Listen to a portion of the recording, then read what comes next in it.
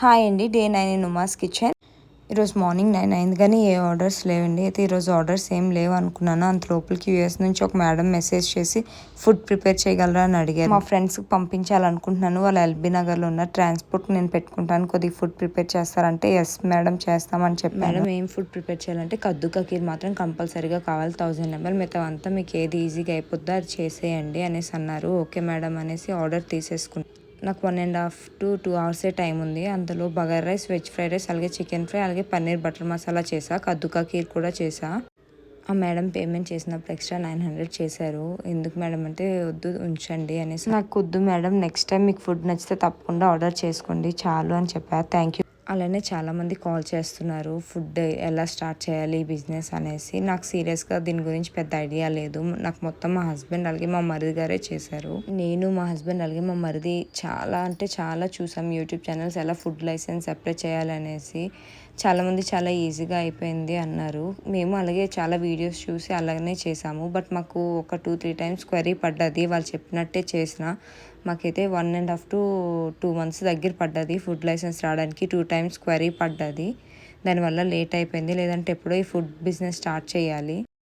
చాలామందికి కాల్ చేసిన వాళ్ళందరికీ నేను బిజీగా ఉన్న ఆన్సర్ చేసి చెప్తున్నా ఇలా మా హస్బెండ్ చేశారు. బట్ నాకు తెలిసిన నాలెడ్జ్ అయితే నేను షేర్ చేశాను.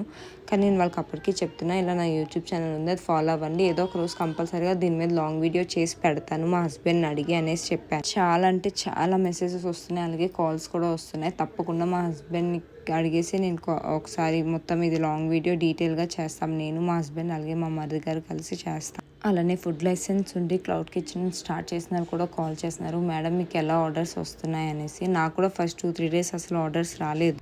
మాకు స్విగ్గీ లేదు, జొమాటో మాత్రం తీసుకున్నా. ప్రెజెంట్ ఇప్పుడు జొమాటో కూడా ఆఫ్లోనే ఉంచుతున్నాను. జొమాటో నాకు 20 minutes టైం ఉంటుంది. దానివల్ల ఈ ఆర్డర్స్ ఆ ఆర్డర్స్ మేనేజ్ చేసుకోలేక ఇంకా జొమాటో క్లోజ్లోనే ఉంచుతున్నా మ్యాక్సిమం. నాకు కూడా పెద్దగా ఫస్ట్ 3 days అసలు ఆర్డర్స్ రాలేదు. బట్ ఒక్క రీల్ మాత్రం బాగా వైరల్ అయింది. ఆ వీడియో వల్ల చాలా వరకు ఇప్పుడు ఆర్డర్స్ వస్తున్నాయి ఆ వీడియో వల్లే. తప్పకుండా మా హస్బెండ్ని అడిగేసి ఒక లాంగ్ వీడియో అయితే చేస్తానండి. మేమందరం కలిసి చేస్తాం. పార్సిల్ చాలా దూరం వెళ్ళాలి కదండి, అందుకే మా మరిది గారు జాగ్రత్తగా టేప్ వేస్తున్నారు. మొత్తం 2 times అలా తిప్పుతున్నారు.